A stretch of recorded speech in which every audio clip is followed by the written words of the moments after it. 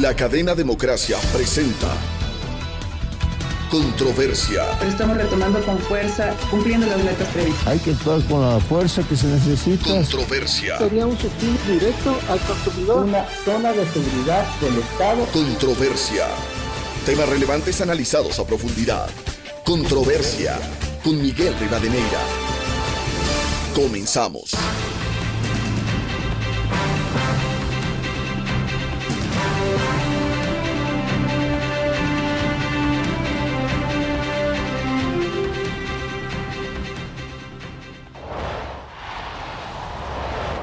Un saludo cordial a los seguidores del programa Controversia en Escena a través de Exa FM, Democracia M y Democracia TV. Queremos presentar en el programa de hoy un análisis sobre los cambios en el mapa político de América Latina, el autoritarismo, el populismo, las amenazas que se ciernen contra las democracias formales y las perspectivas geopolíticas. Hay algunos temas durante los últimos tiempos en la coyuntura política de la región. La elección de Luiz Inácio Lula da Silva en Brasil, el triunfo que tuvo y ya cumplió 100 días el presidente de Colombia, Gustavo Petro. En Argentina hay una profunda crisis económica cuya inflación llega ya al 88% y se estima que a fin de año llegaría a los 3 dígitos. Venezuela, sabemos la misma situación, aun cuando se está abogando internacionalmente para la reinserción de la dictadura de Nicolás Maduro, sin observarse cambios en el horizonte.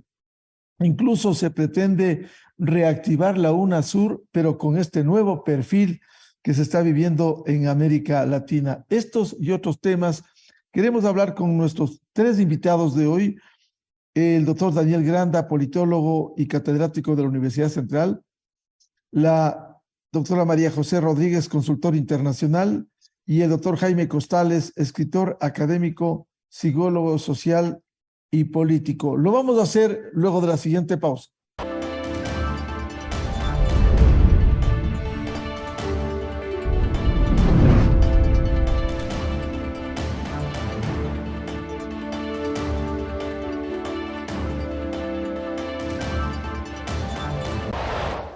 Reiteramos un saludo cordial y afectuoso a los seguidores del programa Controversia en Escena a través de Exa FM, Democracia M y Democracia TV.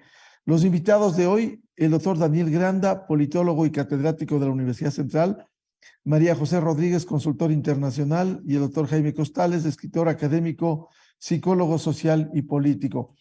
Queremos presentar un tema vinculado con la situación política en la región, los cambios en el mapa político de América Latina, el autoritarismo, el populismo y las amenazas que se ciernen contra las democracias y cuáles son las perspectivas geopolíticas. Doctor Daniel Granda, ¿cómo ve la situación de América Latina con este cambio de direcciones en algunos países grandes e influyentes como Brasil? Muy buen día.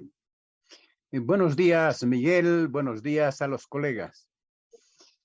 A mí me parece que si observamos detenidamente los procesos electorales de los últimos años, a partir de Manuel López Obrador en México y siguiendo al caso argentino, el caso chileno, el caso boliviano, el caso colombiano, el caso peruano y últimamente el caso del Brasil, debemos constatar que se han dado elecciones a favor de los llamados gobiernos progresistas. Yo diría que estamos, por lo tanto, de frente a una segunda ola de gobiernos progresistas en América Latina, llamados así progresistas en América Latina. Gobiernos de derecha existen en Ecuador, Uruguay y Paraguay. Pero la tendencia mayoritaria hay que reconocer que está por la elección de los gobiernos y las propuestas llamadas progresistas. Ahora bien, luego de esta constatación, que es un hecho histórico, que no tenemos por qué no reconocerlo, hay que establecer que en esta segunda ola de gobiernos progresistas existen grandes diferencias. Y estas diferencias pasan, en primer lugar, por reconocer la novedad de la situación actual de América Latina y del mundo. No es lo mismo América Latina de inicios del siglo XXI y América Latina en esta segunda década del siglo XXI. En la actualidad, existen elementos completamente diferenciadores con respecto a hace 20 años. En primer lugar, tenemos una crisis económica muy profunda en América Latina que se ha agudizado. Se ha agudizado la desigualdad, la inequidad social, económico-social de la población. Y hay un proceso de empobrecimiento acelerado en América Latina por causas de la productividad de materias primas y el valor de estas materias primas. De los llamados materias primas para efectos de la producción industrial del mundo desarrollado, los commodities. En segundo lugar, tenemos la presencia de la pandemia. La pandemia del COVID-19 alteró significativamente la situación socioeconómica y política y social de América Latina. Ha sido una amenaza muy grande y que ha tenido un costo en vidas muy alto, quizá uno de los más altos del mundo. Solo en Brasil, cerca de 800,000 muertos. Eso obviamente ha impactado a los gobiernos y a la sociedad en su conjunto. En tercer lugar, tenemos la guerra de Rusia en Ucrania, que ha afectado también al mundo de una u otra manera y también a América Latina y en la toma de posición política, económica de muchos de los gobiernos de América Latina. En cuarto lugar, yo creo que la presencia de una especie de guerra fría entre Estados Unidos y China pone a competir por el liderazgo mundial a China y a Estados Unidos, y los gobiernos de América Latina van teniendo distintas posiciones con respecto al uno y al otro. Y en quinto lugar, yo diría que la arremetida del narcotráfico, el fortalecimiento del narcotráfico y del crimen internacional organizado que está afectando seriamente la vida interna y la vida de América Latina y por lo tanto atraviesa a todos los estados. Doctor Daniel Granda, sin embargo, esta tendencia que ha vuelto al poder y que ha señalado los denominados gobiernos progresistas que se basaron en este pensamiento fracasado del socialismo del siglo XXI, no han dado solución. Al contrario, hemos visto antes de estas elecciones que tuvieron su experiencia, el caso del Ecuador, en donde fue un fracaso y se ha destapado tanta corrupción que todavía está en investigación. Creo que a partir de la primera ola dejó muchos resultados negativos. Yo mismo he escrito sobre el fracaso del socialismo del siglo XXI en el caso ecuatoriano, atravesado por crisis económica y por una profunda crisis de corrupción que llegó al propio aparato estatal, como lo acaba de decir una de las personas que estuvo dentro como pareja Yanuseli, que hubo una estructura criminal liderada por Correa. Esto lo acaba de decir hace pocos días en la Asamblea y en el Ecuador lo conocíamos ya desde mucho antes. Ahora, en esta segunda ola, a partir de estas experiencias, ha surgido unos gobiernos que quiero marcar el hecho que son diferentes. Y la diferencia está en la nueva situación que acabo de mencionar, pero también está en que son estos gobernantes mucho más pragmáticos que ideológicos. Son mucho menos cohesionados ideológicamente. Acaba de decir Petro, por ejemplo, en la evaluación de los 100 días, que hay que tener una posición en defensa de la democracia liberal, porque de lo contrario se deriva en dictaduras, en autoritarismos y en corrupción. De tal manera que estos nuevos gobernantes, llamados de progresistas, se declaran bajo la democracia liberal. Esta es una diferencia fundamental con la carga ideológica que existía en la primera ola de Chávez, Bachelet, Correa, los Kirchner y el propio Lula. Pero Lula ha cambiado. Son, por lo tanto, mucho más democráticos, más pragmáticos y menos cohesionados. Además, existe en esta nueva ola, hay que entender perfectamente que la situación económica en América Latina es muy difícil. Y buscan los pueblos una alternativa. Y si los gobiernos de derecha o de izquierda no satisfacen las necesidades fundamentales de la población, se busca una alternativa en base del ejercicio de la oposición, ubicándose en la oposición. Pero, ¿por qué ubicarse en la oposición significa plantear una alternativa que el pueblo percibe como una alternativa diferente y por lo tanto buscan esta nueva alternativa? Yo diría que también en este sentido hay que diferenciar en esta nueva ola algunos subbloques. Tenemos un bloque claramente autoritario, cuasi dictatorial, como el venezolano, el nicaragüense y el cubano. Este es un bloque. Existe otro bloque claramente populista, demagogo, como el caso mexicano y argentino.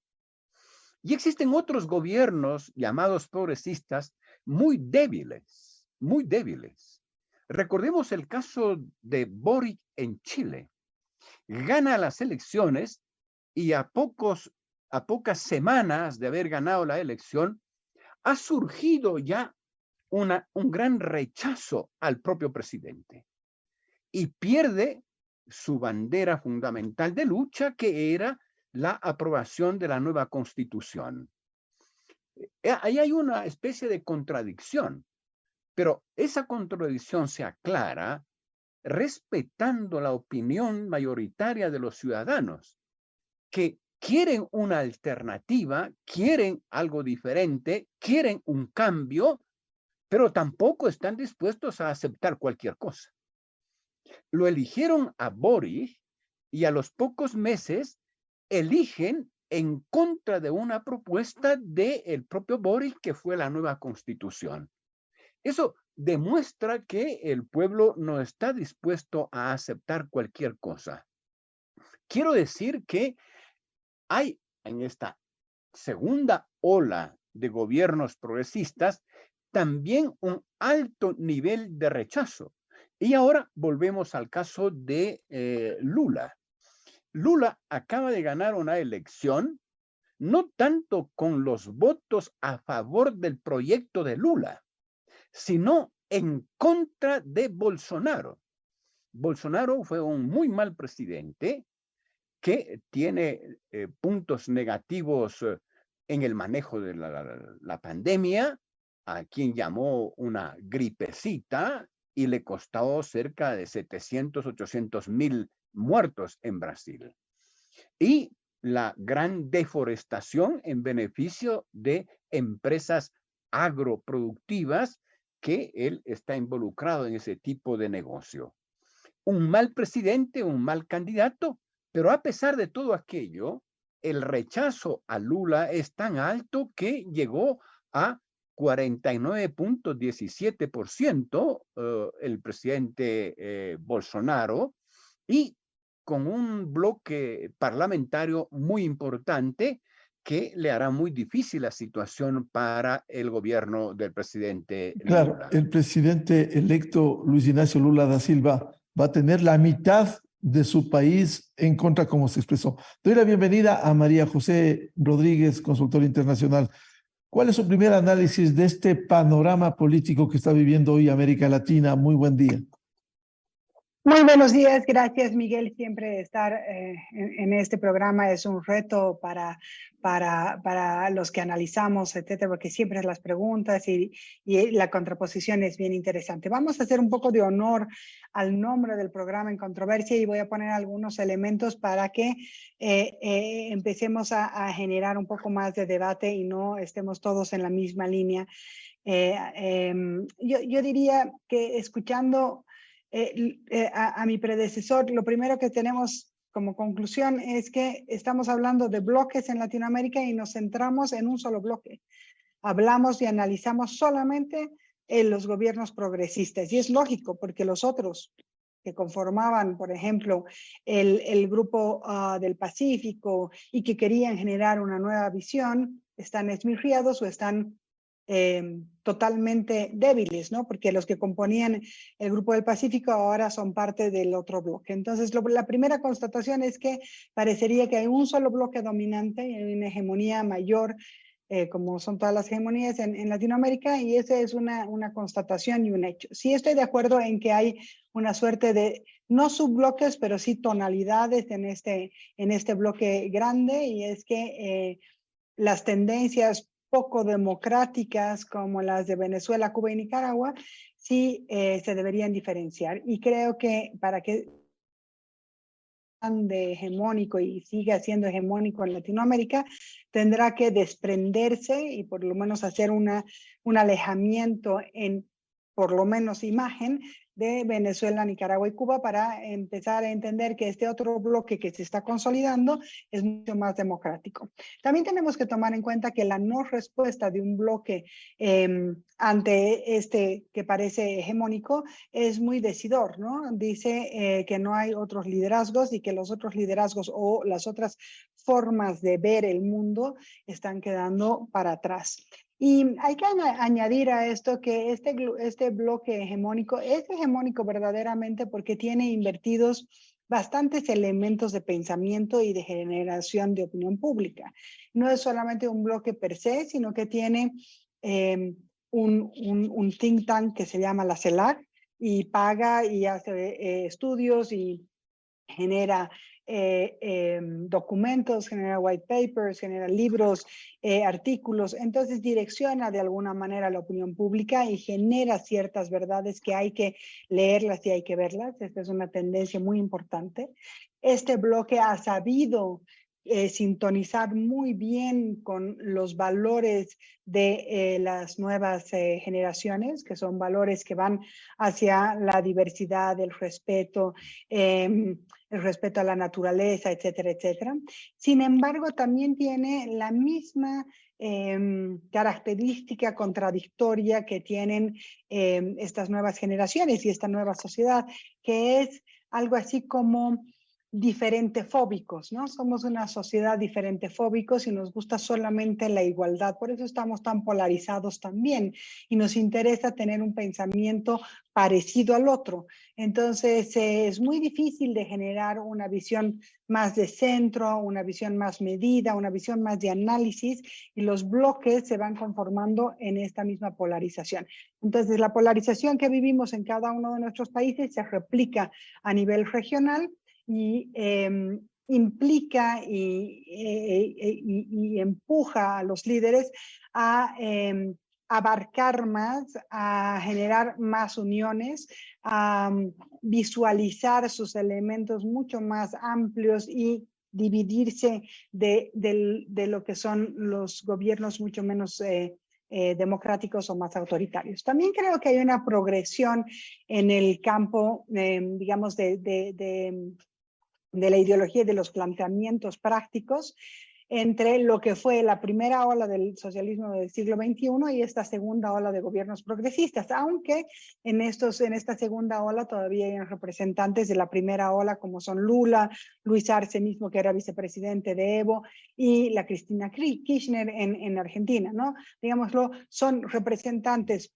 que han participado en la primera ola, sin embargo tienen que adaptarse a esta segunda ola que les va a generar más retos para estar unidos y para poder sintonizar con sus votantes. Lula ha dado un pequeño vuelco, Lula ha tenido que ampliarse, Boric también ha tenido que adecuarse y ha tenido que decirle no a García Linera, que ha sido su principal asesor en la construcción de esta propuesta constitucional, ¿no? En la constituyente, y entonces se tiene que alejar un poco porque el pueblo en la votación le dice tampoco queremos irnos para ese lado. Entonces tienen un reto muy importante que es redefinir esta nueva ola de socialismos del siglo XXI, recondicionarlos a los nuevos valores y realmente asentarse a una sociedad que también está evolucionando, ¿no? María José, pero hay países y hay gobiernos como el de Argentina, que se ha sucedido a los Kirchner, ahora Alberto Fernández, que no han logrado solucionar, al contrario, han profundizado los acuciantes problemas sociales y económicos. ¿Qué decir de Venezuela, esa dictadura que no ha podido superar una difícil situación interna que se vive? Sí, pero tomemos en cuenta que la sociedad latinoamericana no solamente piensa con el bolsillo, aunque los resiente muchísimo, ¿no es cierto? Vota seguramente por los Fernández y vota por esta visión, digamos, reloaded de Cristina Kirchner después del fracaso de Macri, que fue muy duro con la población, pero también está resintiendo el bolsillo. Sin embargo, no deja de tener una visión ideológica más cercana a los bloques socialistas o progresistas que a la derecha, lo que nos dice que la derecha está dinosaurica, carente de una propuesta que realmente haga conexión con los nuevos valores y con el nuevo votante que es un millennial ya crecido y que tiene que ver cómo se mantiene y resiente el bolsillo, pero también resiente la pérdida de sus derechos y cree en una buena medida que la pérdida de sus derechos no va a ser tanto con los bloques socialistas, a pesar de tener la evidencia de Venezuela, Nicaragua y Cuba, que podríamos verlo como contradictorio, pero es muy interesante para estudiarlo, y cree que más bien la negación a sus derechos va a estar más por una visión dinosaurica de derecha que va en contra de las libertades sexuales, el reconocimiento de la diversidad de género, el reconocimiento del poder femenino y de la lucha de género. Entonces, los nuevos gobiernos socialistas y las nuevas versiones están acaparando esta sensibilidad social y tienen un monopolio de esta sensibilidad social, lo cual hace que permanezcan y que sean cada vez más hegemónicos. Entonces, habría que preguntarse siempre si esta visión que tenemos de viene el cucu, viene Venezuela, ¿no es cierto? Viene el diablo y miren qué mal funciona este modelo en Venezuela, Cuba, Nicaragua y ahora en Argentina. Y si eso realmente es verdad para el sentir, para el pensamiento de las poblaciones y de las nuevas generaciones en Latinoamérica. Si fuera tan así y si fuera tan automática esa visión de miren cómo está la Argentina ahora, ya no voten por, no hubiera salido Lula, no estaríamos con Petro en Colombia, ¿no es cierto? Y ahorita tampoco estaríamos con un Castillo que se mantiene medio, pero que se mantiene finalmente. Entonces tenemos que replantearnos y repensar qué está realmente pasando en Latinoamérica y por qué esta hegemonía está tan fuerte, viendo los fracasos factuales que hemos tenido en Venezuela, Argentina. ¿Sí? Y creo que hay que diferenciar el tema del fracaso económico de la deslegitimación de estas propuestas por la corrupción, etcétera. Ellos han sabido repensarse desde una verdadera crisis de representación que ha venido después de la ola de corrupciones y han sabido reinventarse y han sabido mostrarse de una manera distinta con Boric, digamos, como escudo a la cabeza y con la actuación más cauta de AMLO, ¿no? Yo diría que hay que tener más pinzas en diferenciar esto y no ahondar esta polarización que claramente solo está sirviendo para que este bloque de, digámoslo así, de los progresistas reloaded sea mucho más hegemónico y mucho más fuerte. Bienvenido al doctor Jaime Costales, un reconocido escritor, académico, psicólogo social. ¿Cómo ve usted el panorama de América Latina con estos ingredientes, esta realidad política que estamos viviendo? Buen día. Miguel, María José, Daniel. Pongámosle en el escenario del mundo. Hay una creciente tendencia autoritaria de diversa índole y con distintos tintes ideológicos, tanto de derecha, como el caso de Bolsonaro, como de izquierda. Y quiero decir que desde el punto de vista de la psicología política en el que yo investigo y me muevo, en realidad tanto la derecha conservadora, estilo Macri, como la supuesta izquierda del socialismo siglo XXI, son dos sistemas caducos. El socialismo siglo XXI se presenta como revolucionario, pero yo propongo un neologismo. Son reinvolucionarios, o sea, persisten en la regresión. Así que es necesario en esta creciente ola de autoritarismo en el mundo, que sobre todo se vuelve evidente en la agresión de Rusia a Ucrania. Y podemos ver ahí cómo un autoritarismo de derechas conservador, decimonónico como el de Putin, que quiere el imperio ruso de los zares, es un fracaso total, económico, político, y le pone al borde de una tercera guerra mundial a la humanidad. Entonces, tanto los autoritarismos de derecha como los de izquierda tienen que ser superados, y lo necesario es la construcción colectiva de una alternativa superior. Y tampoco tenemos que inventarnos el agua tibia, porque ya ha habido propuestas interesantes. Por ejemplo, en este libro, Gorbachev, hace ya 2 décadas, ¿sí? Carta a la Tierra se titula, nos alerta que no solamente era necesario que termine el muro de Berlín y la cortina de hierro, sino que también hay un telón de oro, llama él, que de esa visión ultra pragmática de la derecha internacional, que también ha hecho daños profundos en la sociedad, en la ecología, etc. Entonces, tanto la visión de derecha como la de la izquierda tradicional son disfuncionales, son contrarias a la necesidad evolutiva de la humanidad para la preservación de la paz internacional, para el crecimiento económico de las naciones, para aumentar la justicia social y todos los elementos valorativos que aspiramos los seres humanos a alcanzar. Por lo mismo, voy a mencionar aquí, Miguel, algo interesante que leí ayer, me parece una noticia en la cual Joaquín Sabina, un cantante que ha sido muy querido y aplaudido por los sectores de izquierda, acaba de declarar que él ya no es tan de izquierdas en vista del terrible crimen que ha significado el comunismo y de la deriva autoritaria de los socialismos en Latinoamérica. Entonces, hay que decirlo claramente, han sido muy hábiles desde la izquierda en poner un discurso persuasivo que se basa en la manipulación de lo que yo llamaría el síndrome de Robin Hood. Entonces se presentan como aquellos que despojan a los ricos para repartir a los pobres, pero en la práctica han sido más ladrones que redistributivos, como se puede evidenciar en todos los casos terribles de Argentina, Ecuador mismo, Brasil con Lula, etc. Entonces ha sido una mafia que a nombre del progresismo ha usurpado a los países, vendiéndole una ideología que sí pega en gran parte de la población, pero que es fruto de esa manipulación terrible.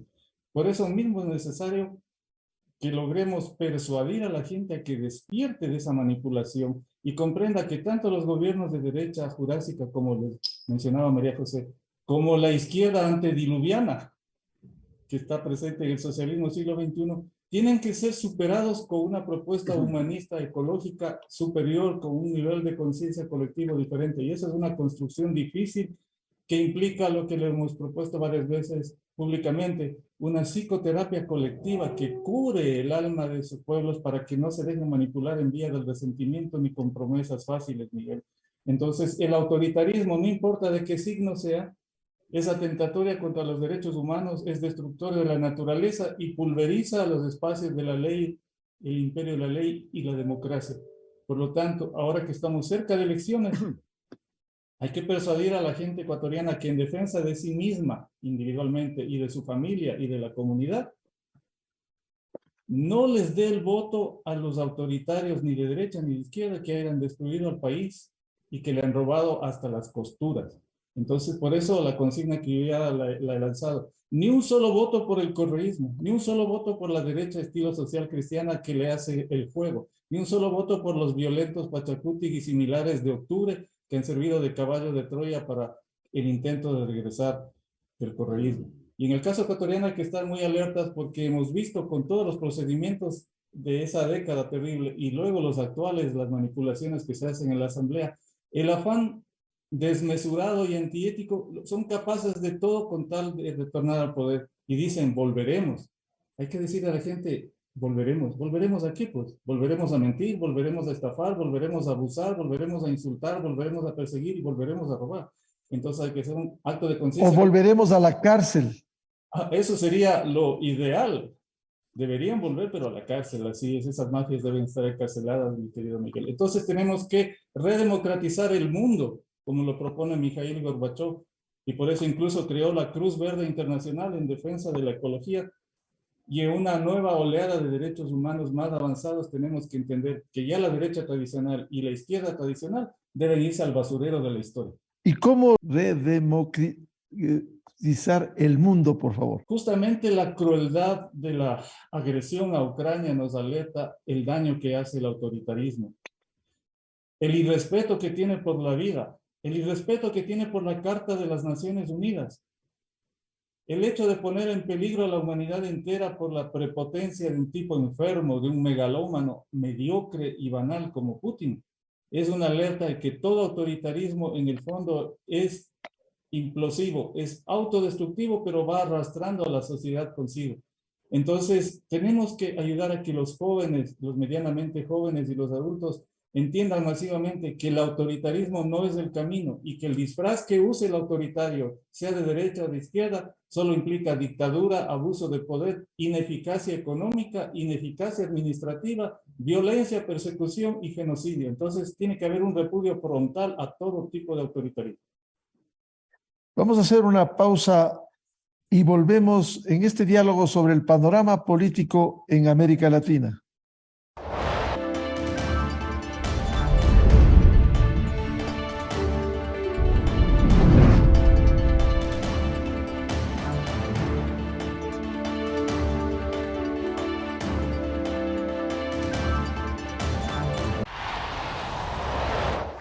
Este es un diálogo con reconocidos analistas, el doctor Daniel Granda, el doctor Jaime Costales y María José Rodríguez, consultora internacional, sobre el panorama político en América Latina. Doctor Daniel Granda, ¿es posible cambiar este esquema en el que se ha asumido América Latina? Porque hoy se habla, por ejemplo, del resurgimiento de UNASUR. Hace poco una carta de expresidentes, muchos vinculados a ese socialismo del siglo XXI, que le hizo tanto daño a la región y que abogan, por ejemplo, por el resurgimiento de UNASUR, por el retorno de Venezuela, la reinserción a la comunidad internacional. Incluso hubo diálogos a propósito de una reunión internacional con el presidente Macron de Francia, pero la pregunta es, ¿cómo volver a la comunidad internacional sin cambios, en las mismas condiciones de autoritarismo, de dictadura? ¿Cómo cambiar eso? A mí me parece que en esta segunda ola de gobiernos progresistas, llamados así, hay que diferenciar, como dejamos planteado anteriormente, que la utilización de el concepto de socialismo del siglo XXI está muy marginal, muy marginal. En esta nueva ola, ellos mismos se han dado cuenta de que es un retroceso y que fue un fracaso. Y por lo tanto, ya no mencionan el proyecto del socialismo del siglo XXI. Eso está reconocido que fue un fracaso por los propios actores y los propios líderes de esa propuesta. El socialismo del siglo XXI, recordemos, fue retomado de un académico mexicano-alemán, Dietrich, y puesto en vigencia por el expresidente Chávez, y recogido en América Latina por Morales y particularmente por Correa en Ecuador. Pero hoy esa propuesta en el contenido del socialismo del siglo XXI está completamente fracasado. Eso está suficientemente demostrado que fue un fracaso desde el punto de vista del planteamiento económico como desde el punto de vista del planteamiento político. De tal manera que ya la tesis del socialismo del siglo XXI no está siendo utilizada. Si nosotros revisamos toda la propaganda y la propuesta de Lula, en ningún momento se menciona siglo XXI, socialismo del siglo XXI, y de Boric peor todavía. De tal manera que eso creo que debemos dejarlo al margen porque han reconocido, como la gran mayoría de la población, que fue un fracaso y por lo tanto no se identifican con un fracaso. ¿Qué es lo que explica el triunfo de esta segunda ola? Explica el triunfo de esta segunda ola la búsqueda de un cambio. Porque en el caso de Chile y en el caso de Brasil, obviamente la situación era negativa. Negativa. El resultado era, al fin y al cabo, negativo. Bolsonaro no pudo ser un peor presidente. Con todas sus prácticas de carácter religioso, en fin, obviamente le hizo mucho daño al Brasil y perdió Brasil presencia a nivel regional y mundial. Eso está claro. Por lo tanto, una de las causas del triunfo de Lula es el fracaso de Bolsonaro. Segundo, Lula y también Boric y también Petro, ¿ya?, lograron articular una gran coalición. Lograron establecer una gran alianza. Recordemos que el candidato o el vicepresidente de Lula fue un señor de derecha que participó en las elecciones con una propuesta de derecha en el 2006 y que Lula precisamente lo derrotó. Pero en esa amplia, en ese frente democrático, como dijo Lula, aquí no ha ganado el Partido de los Trabajadores, sino que ha ganado una gran coalición democrática. Han tenido la capacidad de aglutinarse y de unirse. Este es el gran frente democrático, una gran coalición democrática. Lo mismo se hizo en Chile y Petro acaba de hacer lo mismo. De tal manera que han logrado articular una alianza, una coalición, un frente democrático que les da una base electoral muy importante. Y en tercer lugar,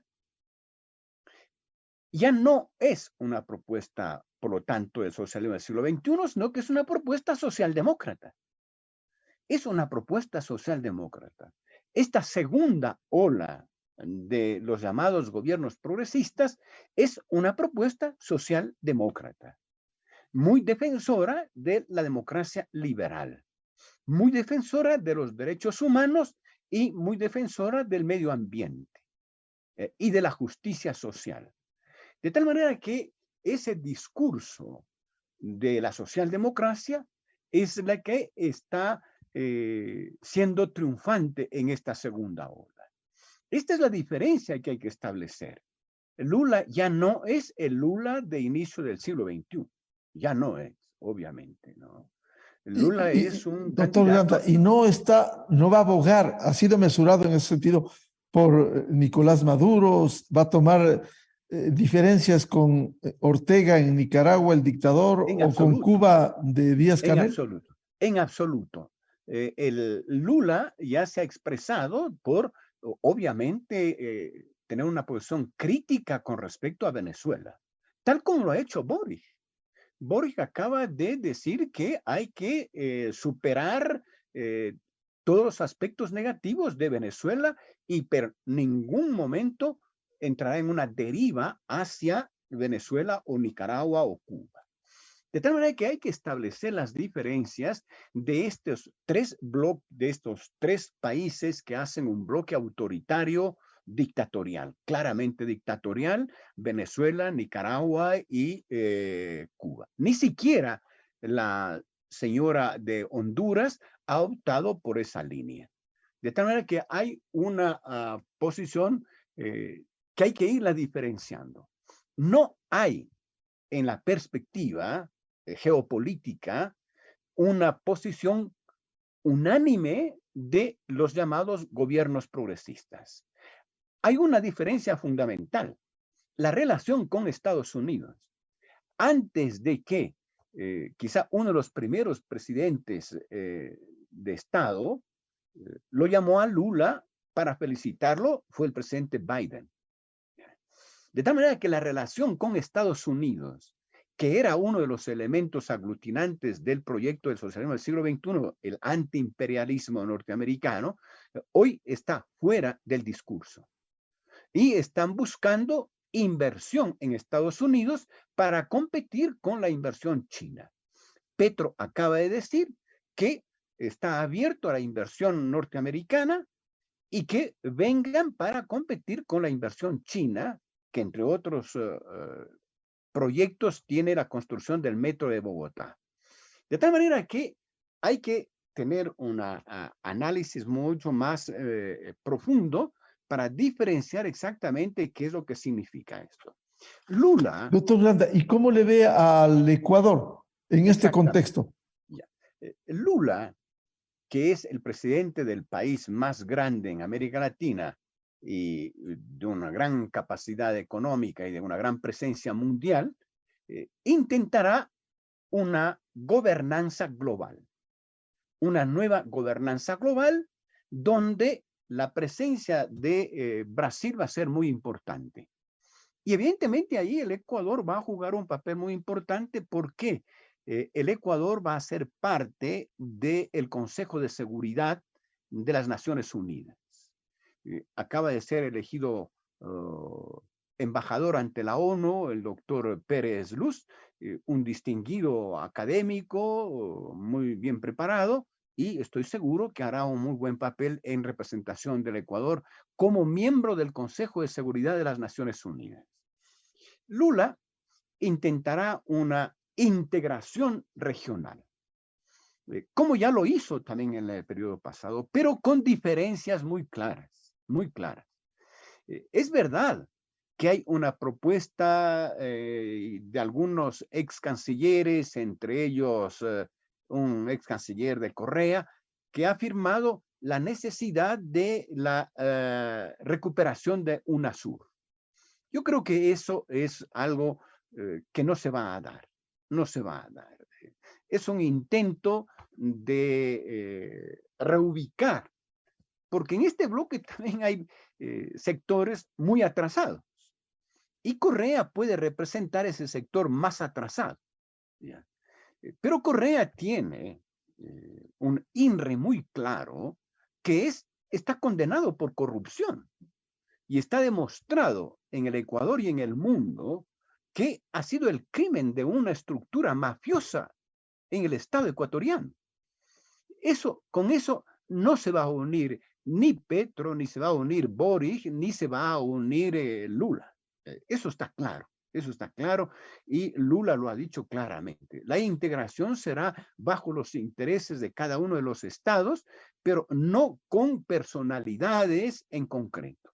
Yo creo que ahí habrá una gran diferencia y Correa terminará quedándose solo, ¿ya? Con esta gran denuncia de corrupción y que obviamente no se trata de un acto de persecución, sino es un acto de justicia que lo acaba de demostrar Pareja Yanuseli. Era un jefe de la mafia dentro de la estructura del Estado ecuatoriano.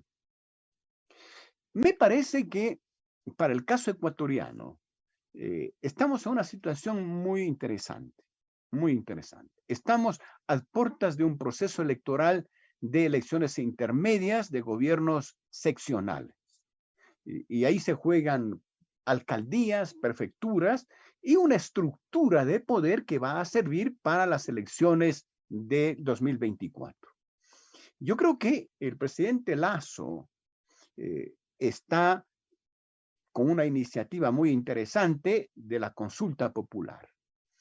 Las preguntas están pasando este filtro que es la Corte Constitucional.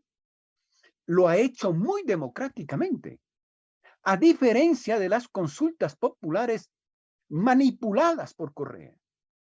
Correa hizo algunas consultas populares, 5 consultas populares que no le importó un Doctor rábano. Miranda, frente a este panorama, ¿qué propondría frente a la situación del Ecuador?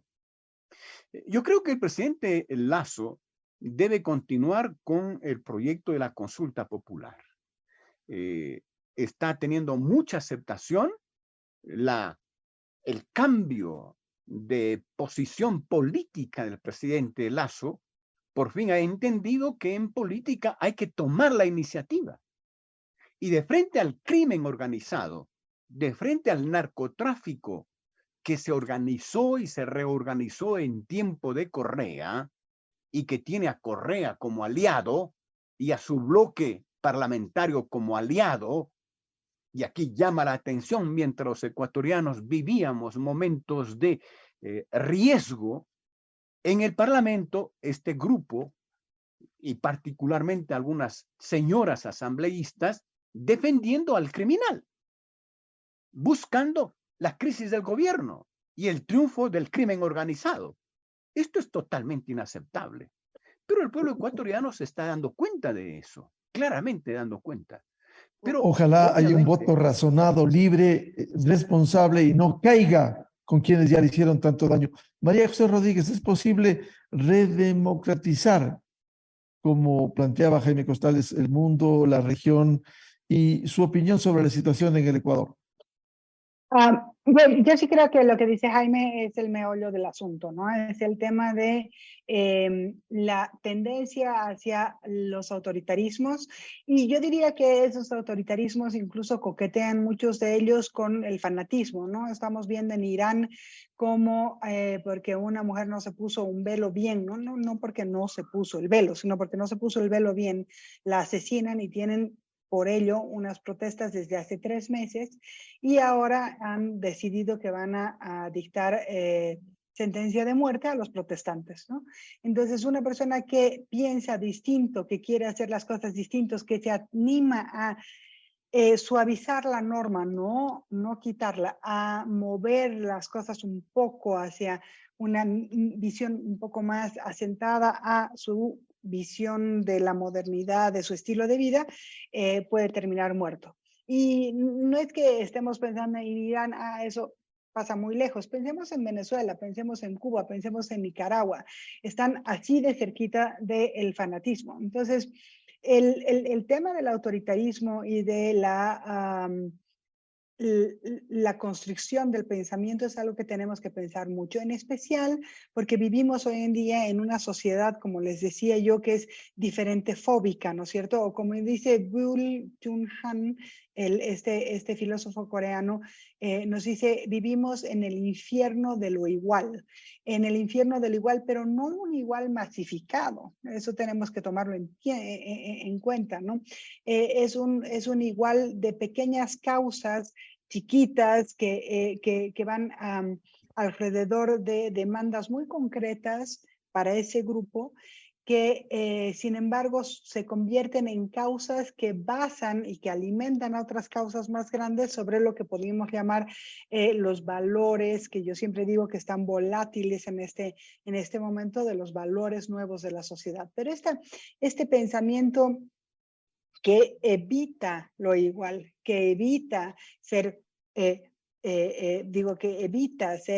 diferente, que más bien ama lo igual, está en este infierno de la igualdad, nos evita también generar pensamientos divergentes, ¿no? Entonces los grupos animalistas son grupos cerrados y piensan todos igualitos, casi fanáticos con su causa. Los grupos de género, lo mismo, los grupos de ambiente, lo mismo. Entonces estamos en una tendencia de grupos que piensan igual, y además esta es una sociedad que está nutrida, por lo que dice también este filósofo coreano, con las no cosas, ¿no? Las no cosas son aquello que recibimos de información volátil, dictaminada dictatorialmente, diría yo, por un algoritmo que te manda solamente cosas que te gustan a ti, de pensamiento. Entonces, si tú eres de derecha, te mandará todo lo que es de derecha. Si tú eres animalista, te mandará solo cosas animalistas. Entonces, en esa sociedad, el reto de no ser y no aumentar, no alimentar los gobiernos más autoritarios, es complicadísimo, porque el autoritarismo nace justamente de esta necesidad de tener un pensamiento igual y no diverger, de estar de acuerdo con el líder o con el pensamiento de, ¿no? Entonces ese es un reto importantísimo que hay que tomar en cuenta. Y el segundo reto importante para esta no lógica del autoritarismo, o romper el autoritarismo, está en que todo este pensamiento humanista, este pensamiento fiel a la naturaleza o de rescate, más sostenible, más inclusivo, de derechos, lamentablemente se ha visto mucho más representado en todos los gobiernos de izquierda y en toda la propuesta. Claro, aun cuando, María José, han abusado de eso por un lado. Pero ¿cómo hacer conciencia de esta realidad política, de esta situación, para que finalmente los electores por lo menos ejerzan un voto responsable, libremente, pero de manera responsable y no con esta atracción de los populistas, de los demagogos? Pero es que tenemos que hacer una buena diferenciación ahí, Miguel, ¿no es cierto? Tenemos a los primeros, digamos, la primera ola del populismo del siglo XXI y del socialismo del siglo XXI, que claramente ha visto su fracaso y ha mostrado, por lo menos en imagen, que ha aprendido de él. Lula es este ser que puede pasar por esto, aprender, caer, ir a la cárcel y volver a renacer. Y entonces nos da una visualización, por lo menos simbólica y muy fuerte, de cómo uno puede renacer y cómo este pensamiento ha renacido. Por lo tanto, no podemos pensar que la gente dice, ok, el socialismo, y lo va a anexar directamente a la visión de la primera ola autoritaria, corrupta, etcétera. Y lo más grave, y por eso es que decía y anotaba esto, lo más grave es que ese voto va a estar pensado en torno a estas mini causas de las que la gente, a las cuales se adscribe la gente y que ven representadas normalmente en gobiernos de corte izquierdista y de corte socialista. Entonces, puede venir un segundo de Correa. No creo que venga Correa directamente, porque Correa es el líder al que el socialismo del siglo XXI, o por lo menos el grupo de Puebla, del cual se quieren ir diferenciando, ¿no? Y va a tener que haber algún otro líder que represente esta visión más humana, etcétera.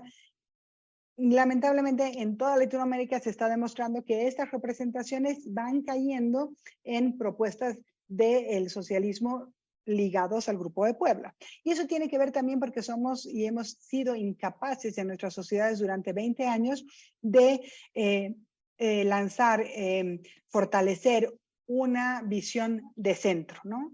Nacen estas derechas dinosauricas, jurásicas, y estos izquierdismos de no solamente de antaño, sino, digamos, de siglos pasados, pero que se renuevan y por lo menos en imagen están mucho más fortalecidos y no tenemos este centro. Por lo tanto, en la medida en que tengamos estas polarizaciones, todos los grupos que están viendo la necesidad de ser representados a través de sus valores y del resguardo de sus derechos van a tender naturalmente a ir más hacia las olas de izquierda. Y por otra parte, cuando hablamos de este nuevo nacimiento de UNASUR, hay que acordarse que UNASUR va a vivir solamente y en tanto tenga plata del petróleo de donde puedan sacar, y por eso le están pidiendo a Venezuela que lo financie nuevamente.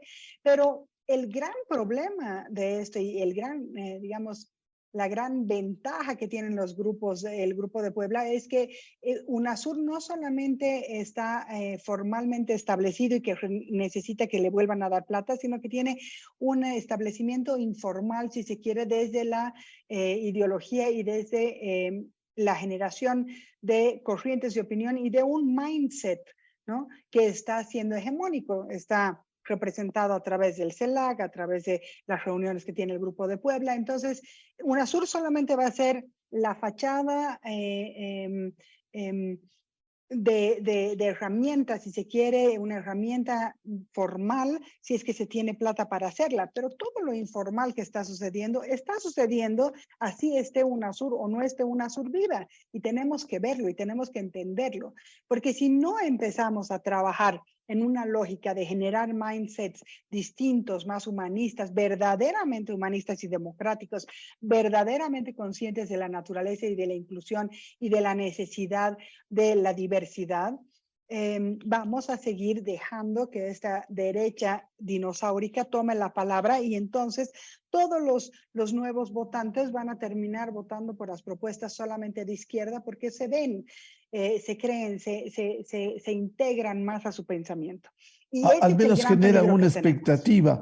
Doctor Jaime Costales, ¿cómo tomar conciencia de esta situación? ¿Cómo ve la situación del Ecuador, esta debilidad democrática, esta asamblea mediocre que está haciendo lo que le da la gana?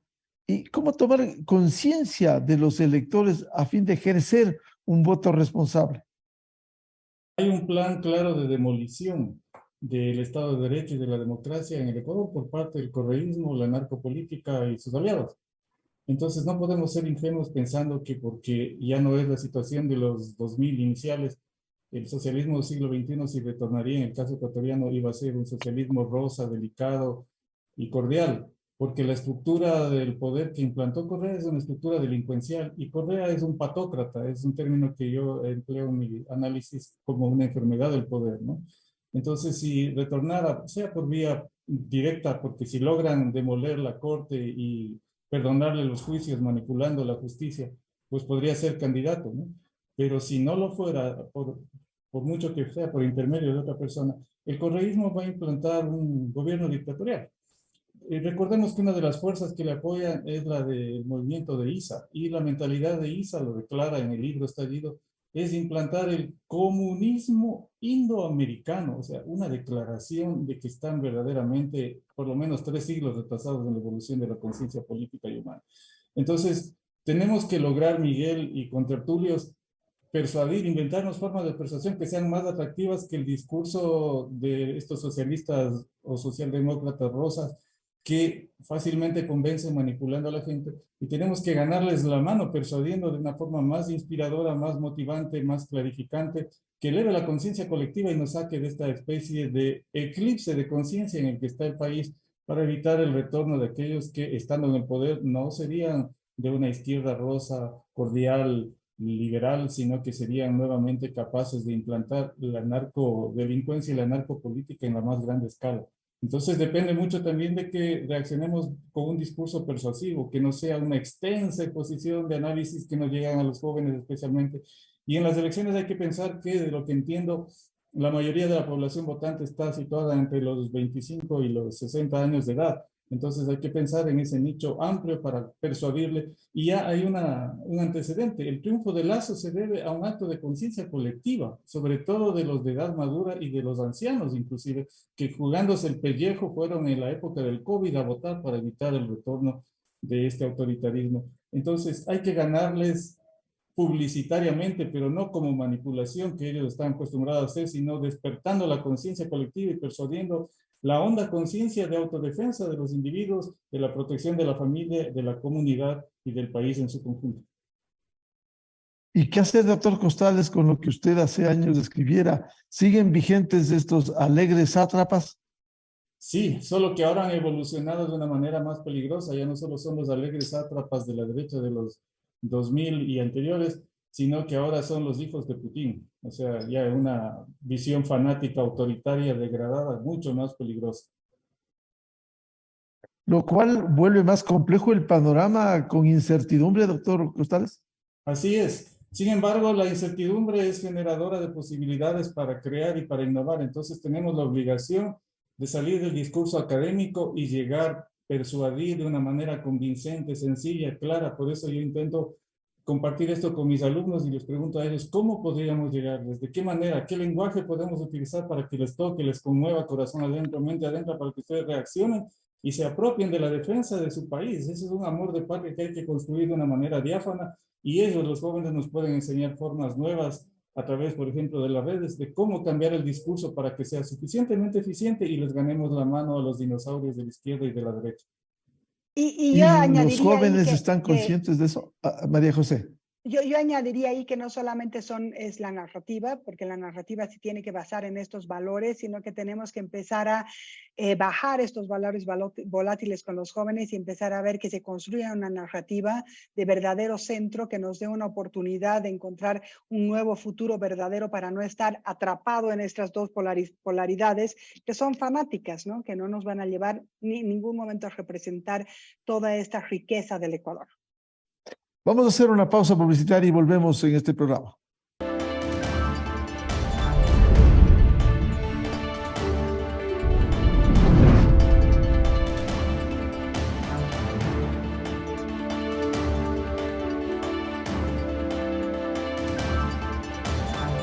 Bien, quiero agradecer estas reflexiones que han hecho nuestros tres invitados, el doctor Daniel Granda, politólogo catedrático de la Universidad Central, María José Rodríguez, consultora internacional, ella es boliviana, y el doctor Jaime Costales, escritor académico, psicólogo social y político, frente a un panorama político en América Latina y la situación del Ecuador, en donde nos obliga a tomar conciencia primero de la situación y luego ejercer un voto libre, pero un voto responsable, con conciencia, y no seguir atrapados en la demagogia de aquellos políticos buitres que están medrando de la democracia, esquilmando los recursos del país y buscando la desestabilización política. Muchas gracias a ustedes, su participación, muy amables. Gracias, Miguel. Gracias a todos. Abrazo a todos. Gracias, Miguel. Y yo solo una Muchas aclaración, soy boliviana, pero elegí a estar en el Ecuador, así que soy ecuatoriana de corazón. Muchas gracias. Con esto cerramos el programa Controversia en Escena a través de ExaFM, Democracia M y Democracia TV. Les deseamos un feliz fin de semana. Muy buen día. Esto fue Controversia. Temas relevantes, analizados a profundidad. Miguel Rivadeneira vuelve el próximo sábado.